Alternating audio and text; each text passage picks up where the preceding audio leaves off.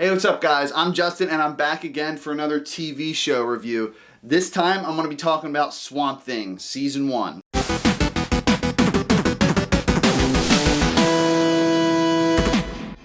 First of all, I know there's tons of movies that have come out and a lot of TV shows that have come out as well. And don't worry, I have a lot of those on the back burner right now, but they are coming, I promise you. So thank you guys for being patient. So Swamp Thing, Season 1.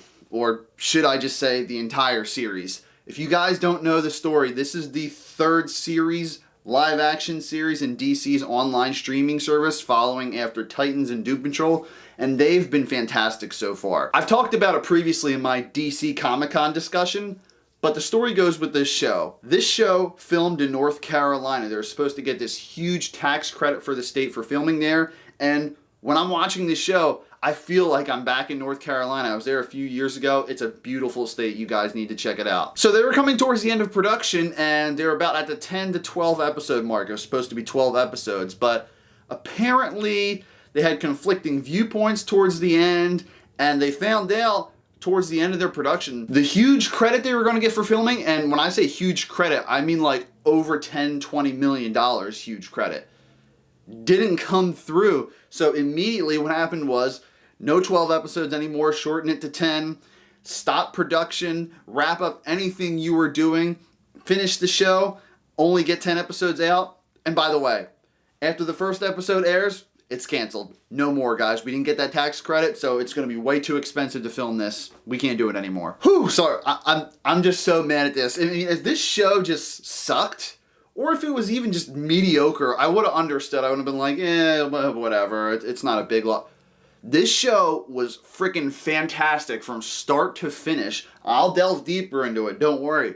But from the beginning, it just hooks you in. And I'm not widely familiar with Swamp Thing. I think there was another movie like years back, and I played as him sometimes in Injustice too, but in there he wasn't too interesting to me. But this just really interests me in the character now. This is strictly a horror comic book type show. The icing on the cake with this show, James Wan being the executive producer, you know, the guy that's brought you The Conjuring, Annabelle, The Nun.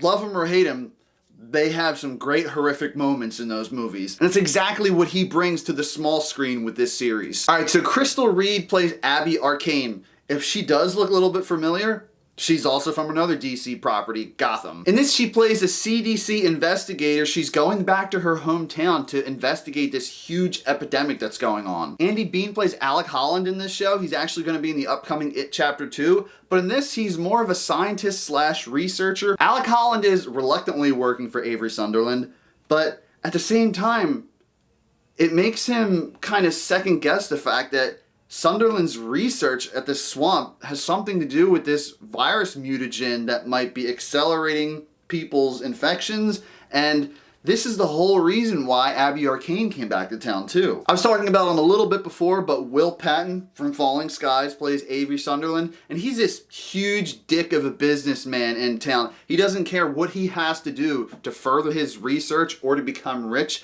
He's that guy. Kevin Durant is in this, the guy from X-Men Origins Wolverine, The Strain, and countless other TV shows and movies. He plays Jason Woodrow, whatever. He plays a biogeneticist working for Avery Sunderland, and I feel he's a little bit more loyal to Sunderland than Holland is. Ian Ziering, you know, the guy from the crappy Sharknado movies. When I say crappy, I say that lightly because they're so crappy, they're good. I mean, they're entertaining as hell. Funny enough, he plays a type of washed up movie star that now owns a DVD store, and he's really wanting to do anything to regain his former fame. There's so many other cast members in this show, and every single member of this show does an amazing job. Also, Derek Mears, he has a huge history in cinema and small screen stuff.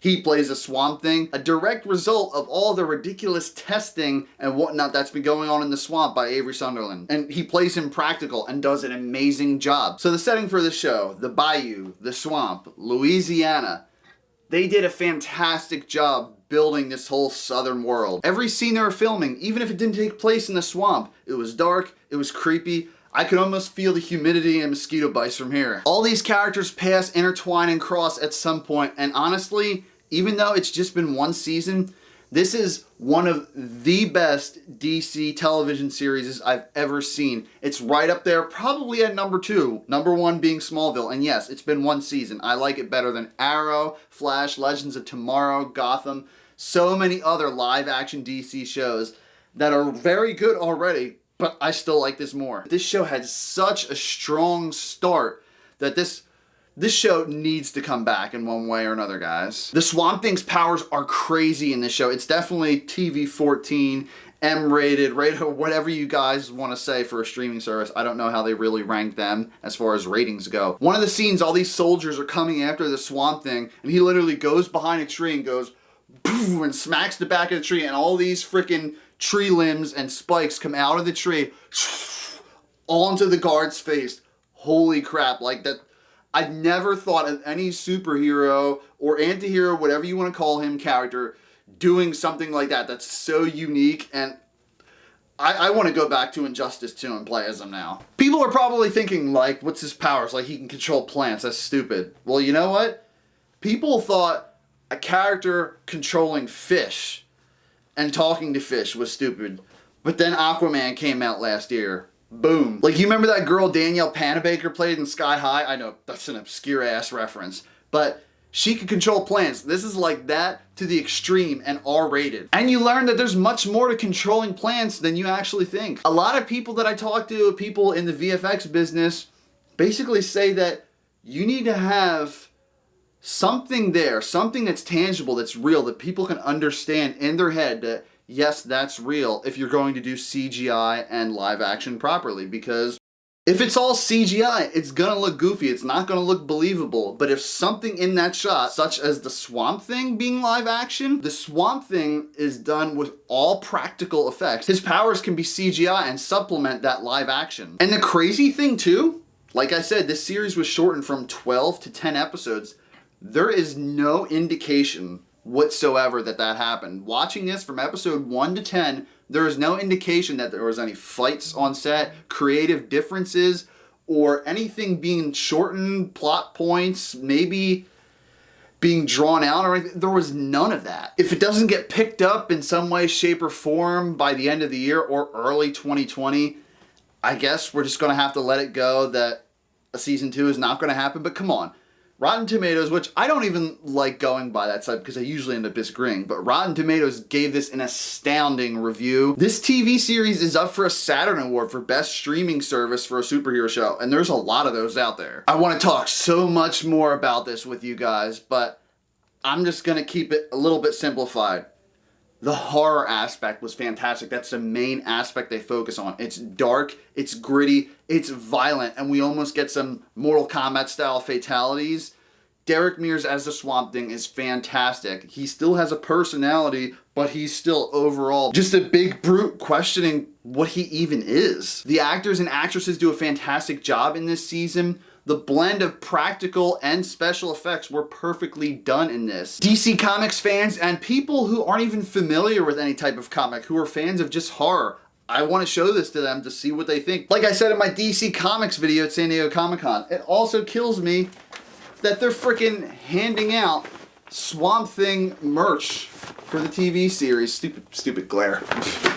But if you're going to have a show that you canceled, why bother handing out merch for it? That's what I'm wondering. Maybe they're hoping too that it gets picked up elsewhere. And if this only ends up being 1 season and not picked up, they set up so many different exciting character arcs at the end of this show.